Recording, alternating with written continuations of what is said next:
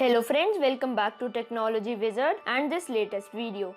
So in today's video, I will be telling you how to enable touch pointer in mobile. So let's get started. Before starting, I would like to request you to subscribe my channel and like this video. Do make sure you watch this video till the end. So let's start. First of all, you have to go to settings, scroll down and then go to about phone. Then click on software information. Then you have to click on build number 5269. Now, our developer mode has been enabled. Now you will see a developer option. You have to click on it. Scroll down. And then you will see a show tabs option.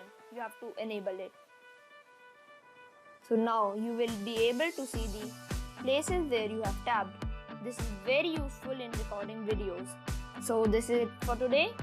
If this video was helpful, give it a like and subscribe to our channel.